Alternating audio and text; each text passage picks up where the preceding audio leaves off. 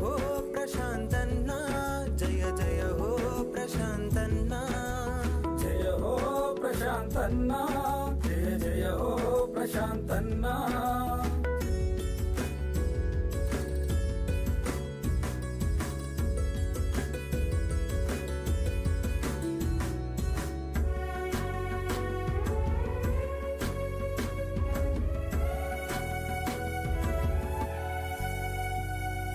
నాన్నలోని నమ్మకాన్ని ఆచరణలో పెట్టావు, కేసీఆర్ దయాగుణం గుండెల్లో నిలిపావు. నాన్నలోని నమ్మకాన్ని ఆచరణలో పెట్టావు, కేసీఆర్ దయాగుణం గుండెల్లో నిలిపావు. పేదలంటే ప్రాణమని సేవ చేసి చూపావు, బాధలను తీర్చడమే కర్తవ్యం అన్నావు. జయ హో ప్రశాంతన్నా, జయ జయ హో ప్రశాంతన్నా, జయ హో ప్రశాంతన్నా, జయ జయ హో ప్రశాంతన్నా।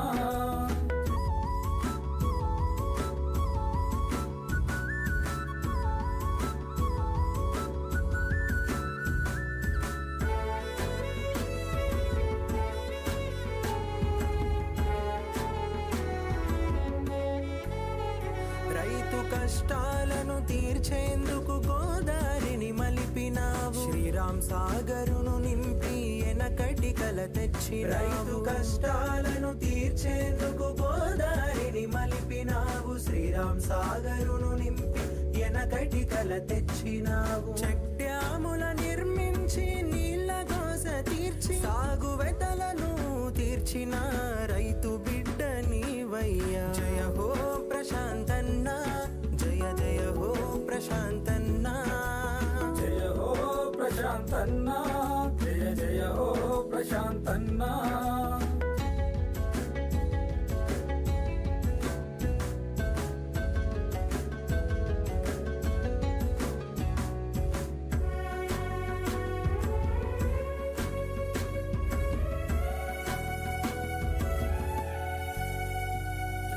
కరోనా కష్టాల్లో కన్నీళ్లను తుడిచావు, పేద సాధలకు పెన్నిదివై నిలిచావు. కరోనా కష్టాల్లో కన్నీళ్లను తుడిచావు, పేద సాధలకు పెన్నిదివై నిలిచావు. పల్లె పల్లె అభివృద్ధికి ప్రగతి బాట వేశావు, బాల్కొండ రూపు మార్చి చరిత్రలో నిలిచావు. అందించడం మాకు చాలా సంతోషం. మా పాఠశాలకు ఇంకా సైన్స్ కి ఇప్పించాలని కోరుకుంటున్నాను. హృదయపూర్వక ధన్యవాదాలు తెలుపుతున్నాను. ఇప్పుడే కాదు, గతంలో కూడా మా ముచ్చుకుకి ఎన్నో అభివృద్ధి కార్యక్రమాలలో మేము అడగక ముందే ఎన్నో సేవలు అందించిన అన్న ప్రశాంత్ అన్న గారికి హృదయపూర్వక ధన్యవాదాలు చెప్తున్నాను.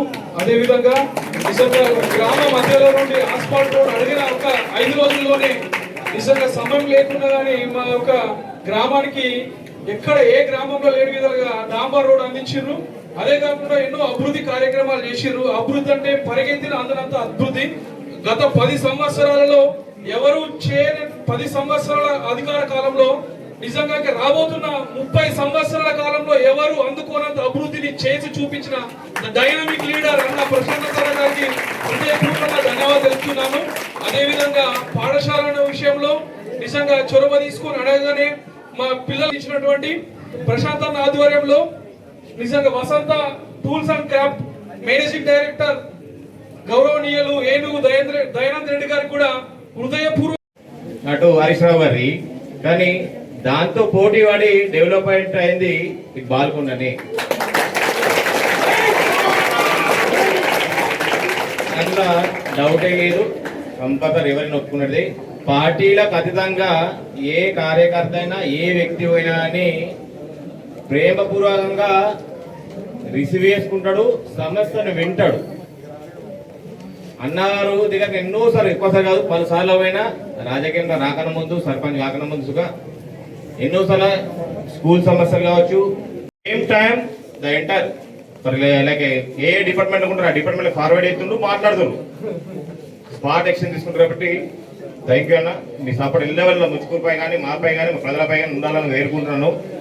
ఏ పార్టీ నుంచి అయినా సరే థ్యాంక్ యూ అన్న, ధన్యవాదాలు అన్న. ఈ అవకాశం ఇచ్చిన ప్రజలందరికీ ధన్యవాదాలు. మీ అందరికీ గురు పూర్ణిమ శుభాకాంక్షలు, నా ఆశీస్సులు.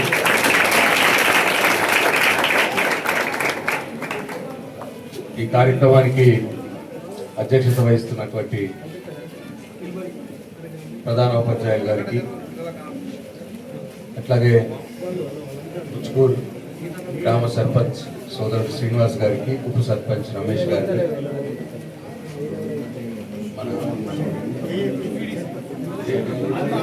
మన అమ్మ ఆదర్శ పాఠశాల చైర్పర్సన్ శోభ గారికి, వేదిక మీద ఉన్నటువంటి గౌరవనీయులు నర్సయ్య గారికి, రవి గారికి, మహేష్ గారికి, భూమేష్ గారికి, గంగాగౌడ్ గారికి, అట్లాగే నిల్సన్ గారికి, గంగాధర్ గారికి, అందరికి కూడా ముచ్కూరు గ్రామ యువకులకు, గ్రామ పెద్దలకు, నాతో పాటు వచ్చిన టీఆర్ఎస్ పార్టీ నాయకులకు, ఈ స్కూల్ యొక్క సిబ్బందికి, ఉపాధ్యాయులకు, ఉపాధ్యాయులకు, అందరికీ, మీడియా మిత్రులకు అందరూ కూడా నా హృదయపూర్వక నమస్కారం.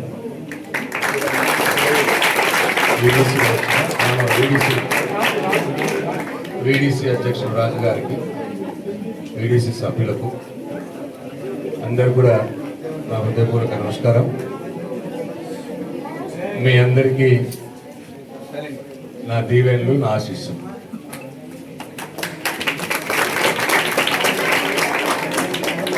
ఇవాళ ముచ్కూరు పాఠశాలకు 25 డ్యూయల్ డెస్క్ బెంచ్లు ఇచ్చినటువంటి దయానంద్ రెడ్డి గారికి మొట్టమొదటిగా మీ అందరి తరఫున, నా తరఫున మీ గట్టిగా చప్పట్లతో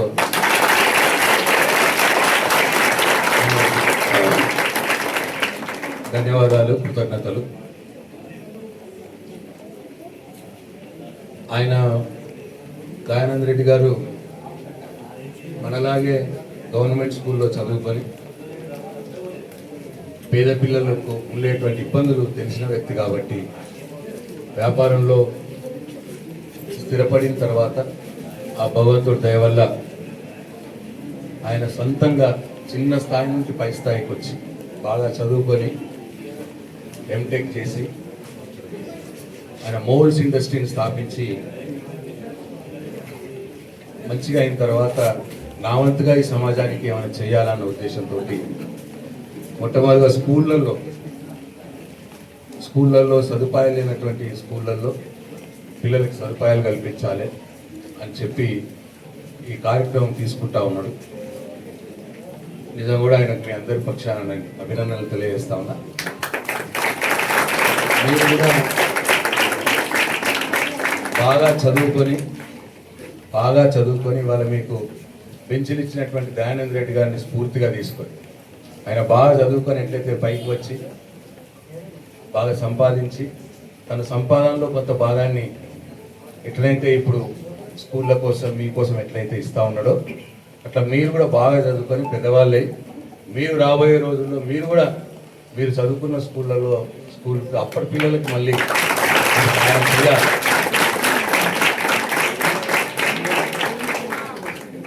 చేస్తారా? చదువుకుంటారా? మంచిగా చదువుకొని పెద్దగా కావాలి, బాగా పేరు గడించి బాగా సంపాదించి మంచి పేరు తెచ్చుకొని అప్పుడు మళ్ళీ మీరు కొంతమంది సాయం చేయాలి.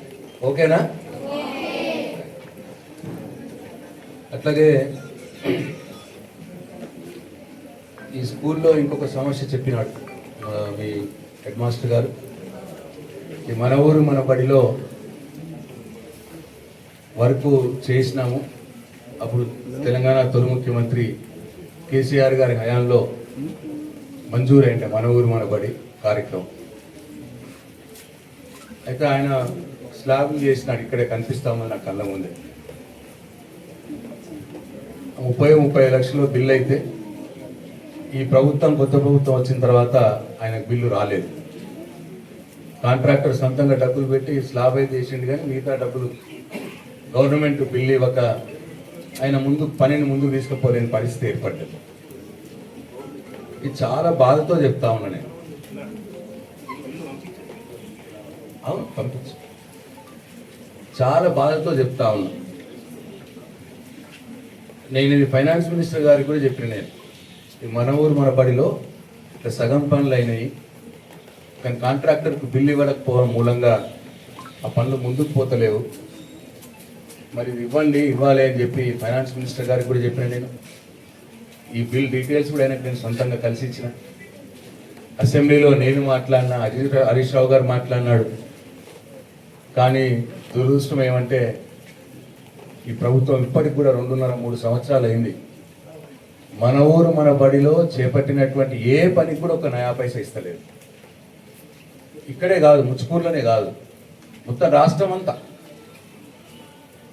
చాలా బాధతో ఇవాళ ఈ వేదిక మీద నుంచి నేను ముఖ్యమంత్రి రేవంత్ రెడ్డి గారు, మీడియా మిత్రులకు కూడా నేను కోరుతాను, కోర్టు చేయండి.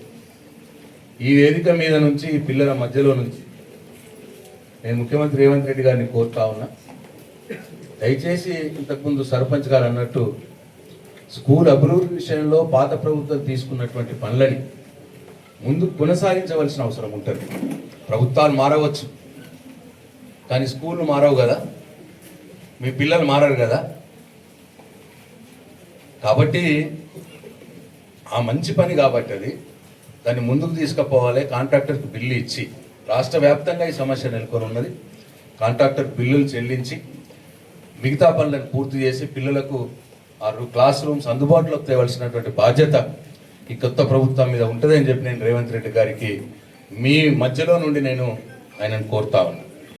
ప్రభుత్వం ఇవ్వకుండా ఏమంటలేం మనం ప్రభుత్వాన్ని, అలా ఏమనకుండా సరిపోయే గంగలో పోయి మనకు చేతనైనంత, మనకు వీలైనంత దయానంద రెడ్డి గారికి బతుకులాడుకుందాం. ఆయన సంవత్సరాలు ఎన్ని ఇవ్వదలుచుకున్నాడో గదాంట్లోకి వెళ్ళి ఈ ఊరికి కొన్న ఆ ఊరికి వెళ్ళి అడిగిన వాళ్ళు కొద్దిగా ఇప్పించే ప్రయత్నం చేస్తున్నాం. కాబట్టి ఇప్పుడు సైన్స్ కిట్ నేను ఇప్పుడు దయానంద రెడ్డి గారు అడగాలనా అడగద్దా? ఇప్పుడు ఈ స్టోరీ అని తిన్నాక నన్ను ఏం చేయమంటారో మీరే చెప్పండి. హెడ్ మాస్టర్ గారు మీరే చెప్పాలి. కరెక్టే, కరెక్టే. ఇప్పుడు నువ్వు ఎట్లా ఇవ్వని గలవట్టే పరిస్థితి వచ్చింది. ఇప్పుడు దానికి ఏం చేయాలి? ఊళ్ళో రాజకీయం చేస్తున్నావు అంటే నా బొండికాయ విసికినట్టే కదా. ఎట్లా ఇయ్యవు అనే రాజకీయం స్టార్ట్ అయిందంటే నా బొండికాయ విసుకుతున్నట్టే కదా. ఇచ్చి బొండికాయ విసుకున్నాడా? ఇది ఏం చేయాలి?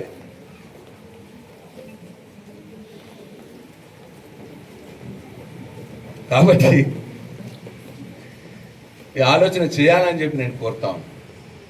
దయచేసి ఆ నాయకులకు నేను సూచన చేస్తాను, మీకు చేతనైతే మీ పార్టీ అధికారంలో ఉన్నది కాబట్టి ప్రభుత్వం నుంచి ఇప్పియండి ఈ బెంచ్, ప్రభుత్వం నుంచి ఇప్పియండి ఈ సైన్స్ కిట్. మీకు చేత కాకపోతే నోరు మూసుకొని కూర్చోండి, కానీ రాజకీయాలు చేయకండి. దయానంద రెడ్డి గారు ఆయనకున్న దాంట్లో ఇంత ఇవ్వగలిగితే అంత తలా సంవత్సరానికి కొన్ని స్కూళ్ళకి ఇస్తా పోతాడు. అంతే తప్ప ఆ స్కూల్కి ఎట్లా ఇచ్చినావు, మా స్కూల్కి ఎందుకు ఇవ్వవు అని బొండికాయ విసికే పని చేస్తే ఈ చేసే సాయం కూడా ఇబ్బంది అవుతుంది. పాపం పిల్లలకు అందే సాయం కూడా ఇబ్బందిగా మారుతుంది. చేసేవాడి కాళ్ళల్లో కట్టబెట్టుడే అంటారు దీన్ని. రాజకీయాలు ఉంటే ఎలక్షన్లప్పుడు ఒకళ్ళు విమర్శ చేసుకుందాం, నువ్వు చేసింది నువ్వు చెప్పాలి, మేము చేసింది మేము చెప్తాం, ప్రజలకు ఎవరు నచ్చితే వాళ్ళకి ఓట్లు వేస్తారు. కానీ పిల్లల విషయంలో, స్కూళ్ళ విషయంలో, అభివృద్ధి విషయంలో రాజకీయాలు చేయడం మంచిది కాదు. అది మంచి సాంప్రదాయం కూడా కాదు. ప్రభుత్వం మారుతుంది, ఈ రాజకీయ పార్టీ అధికారంలో ఇంకో రాజకీయ పార్టీ అధికారంలోకి వస్తుంది. అది కంటిన్యూస్ ప్రాసెస్. దాంట్లో ఈ ప్రభుత్వంలో మొదలుపెట్టిన పనులను మేము చేయం, మేము అట్లా దానికన్నా పడవ పెడతాం అనడం మంచిది కాదు. అది పిల్లల భవిష్యత్తుకు ఇబ్బంది చేస్తుంది. అది మంచి ఆలోచన కాదు. ఇప్పటికైనా పునఃసమీక్షించుకోవాలి. ఈ ప్రభుత్వం పునఃసమీక్షించుకొని, పిల్లలంటే మనం ఏ పిల్లలైనా సరే రేపు భావి తరాల పనికొచ్చే పిల్లలు వీళ్ళు మంచిగా చదువుకుంటే వీళ్ళ మేధస్సు, వీళ్ళ ఇదంతా కూడా మన దేశానికి ఉపయోగపడుతుంది. ఏ ఒక పార్టీకి ఉపయోగపడదు. లేదు వీళ్ళు చదువుకుంటే ఈ 2 ఏళ్ళే ఉపయోగపడదు. పిల్లలు చదువుకొని మంచి విజ్ఞానవంతులైతే వాళ్ళ జ్ఞానం ఈ రాష్ట్రానికి దేశానికి పనిచేస్తుంది. కాబట్టి దీంట్లో రాజకీయాలు మానేసి మీరు మంచిగా కట్టిండా లేదా చూసుకోండి, మీరు చెక్ చేసుకొని బిల్స్ రాసుకొని ఇచ్చుకోవాలి. కాబట్టి ఇప్పటికైనా ఈ కళ్ళు తెరవాలి. ఇక్కడ ఉన్న స్థానిక నాయకులు కూడా వారి నాయకులకి ఈ విషయాన్ని దృష్టికి తీసుకుపోవాలి. ఇక్కడ ఉన్న స్థానిక నాయకులు అధికార పార్టీకి చెందిన వారు, అయ్యా మా స్కూల్లో మన ఊరు మన బడిలో మొదలు పెట్టబడింది, స్లాబులు వేసినాం, అవి కాంట్రాక్టర్ బిల్లు రాకపోవడం వల్ల ముందుకు పోతలేదు, దీన్ని ఎట్లన్నా కానీ మన ప్రభుత్వం ముందుకు తీసుకుపోవాలని చెప్పి ఇక్కడ నాయకులు, నియోజకవర్గ నాయకుల మీద ఒత్తిడి తేవాలి, నియోజకవర్గ నాయకులు రాష్ట్ర నాయకుల మీద ఒత్తిడి తేవాలి. ఒత్తిడి తెచ్చి ఎక్కడికక్కడ ఈ పనులను ముందుకు తీసుకుపోవాలి. అంతేగాని అనవసరమైన రాజకీయాలు చేయొద్దు. ఇది ఎవరింటి కోసమో కాదు.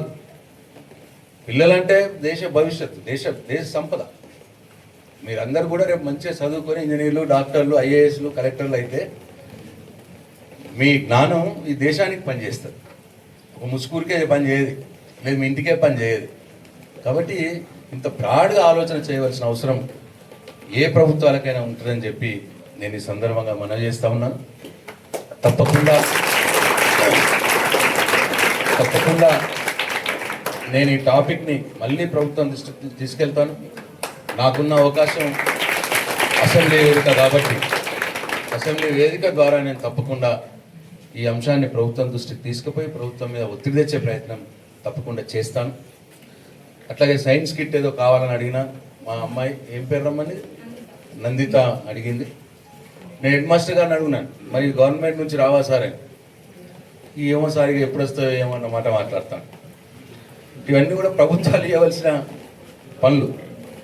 సైన్స్ కిట్ కావచ్చు, ఈవెన్ మీ డెస్కులు కూడా ప్రభుత్వాలు ఇవ్వాలి. ప్రభుత్వం ఇస్తలేదు కాబట్టి పిల్లలకు ఇబ్బంది అవుతుంది కాబట్టి దయానంద్ రెడ్డి గారు సహాయం చేస్తూ ఉన్నారు. ఇవ్వవలసిన బాధ్యత ప్రభుత్వాలు.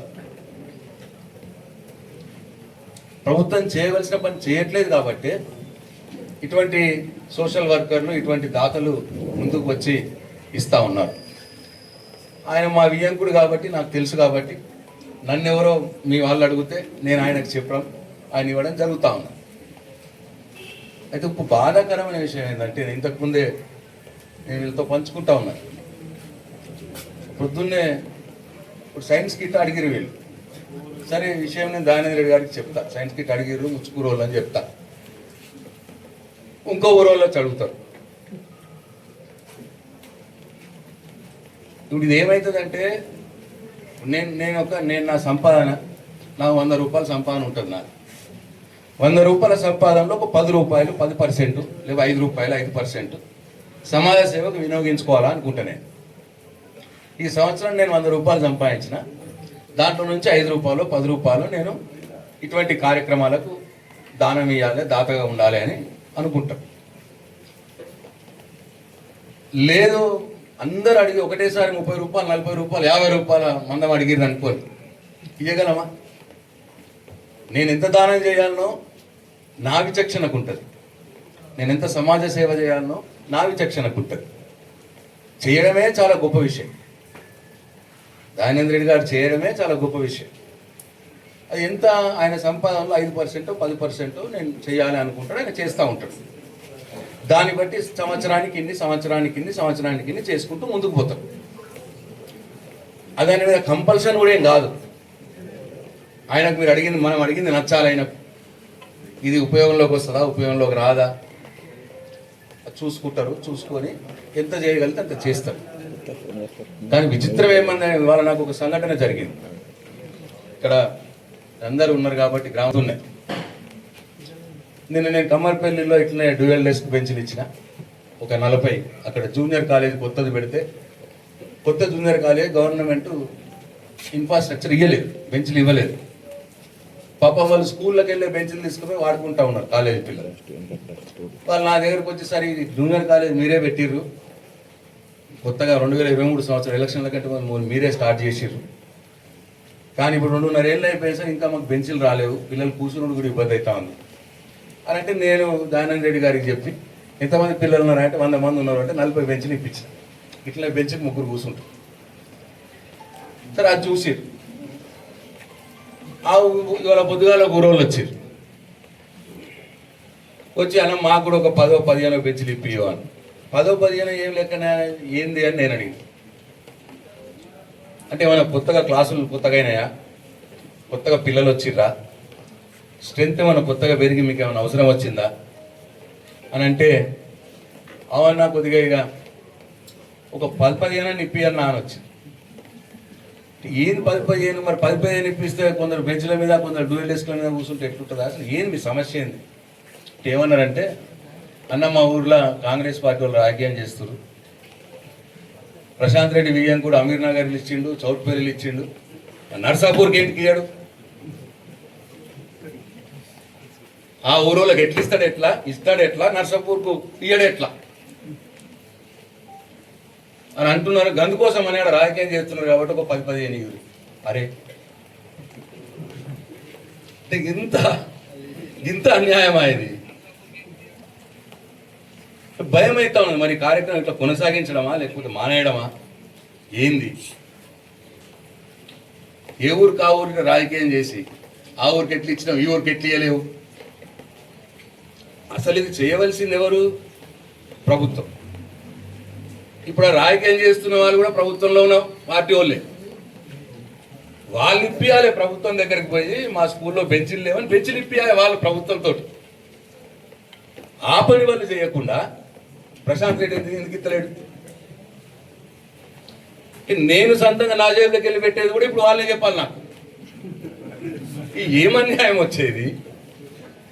ప్రభుత్వం నుంచి ఇప్పివలసిన బాధ్యత వాళ్ళ మీద పెట్టుకొని అది వాళ్ళు ఇప్పియకుండా ప్రశాంత్ రెడ్డి విజయం కూడా సొంతంగా జేబుల నుంచి పైసలు ఖర్చు పెట్టి ఎందుకు ఇస్తలేరు అని మమ్మల్ని గల్లబడితే ఏం చేయాలి? ఈ కార్యక్రమం ఎట్లా ముందుకు తీసుకుపోవాలి? ఇంత అద్దె సహాయం కూడా మరి అందుతుందా అందదా? నాకు క్వశ్చన్ మార్క్ అయిపోయింది. ఇప్పుడు నేను ఆలోచనలు పడ్డా. ఇప్పుడు నేను ఆ ఊరికి ఇచ్చినా కాబట్టి మా ఊరికి ఎందుకు ఇవ్వము అని అట్లా ప్రతి ఒక్కళ్ళు వచ్చి నా ఇంటి మీదకి వచ్చి రాజకీయం చేస్తే నేను ఏం చేయాలి? ఈ దుస్థితి ఎందుకు వస్తా ఉన్నది? గవర్నమెంట్ స్కూళ్ళల్లో దయానంద రెడ్డి వంటి వారు బెంచీలు ఇప్పాల్సిన దుస్థితి ఎందుకు వస్తున్నది? గవర్నమెంట్ స్కూళ్ళల్లో దయానంద రెడ్డి లాంటి వాళ్ళు ఈ సైన్స్ కిట్లు ఇప్పాల్సిన అవసరం ఎందుకు వస్తున్నది?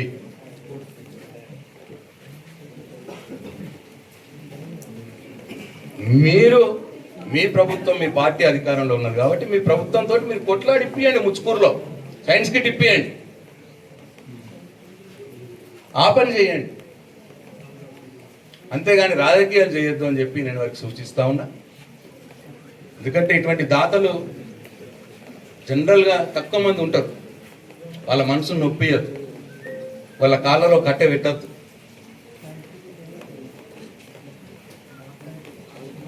కాబట్టి ఇది ఒకసారి సమీక్షించుకొని మరి మీ హెడ్ మాస్టర్ గారి కోరికను దయానంద రెడ్డి గారికి చెప్పడమా చెప్పొద్దా నేను మాట ఇయ్యలేను. సర్పంచ్ గారు ఈ పరిణామాలు ఇట్లా వస్తే నిజంగా కూడా ఇబ్బంది అవుతుంది.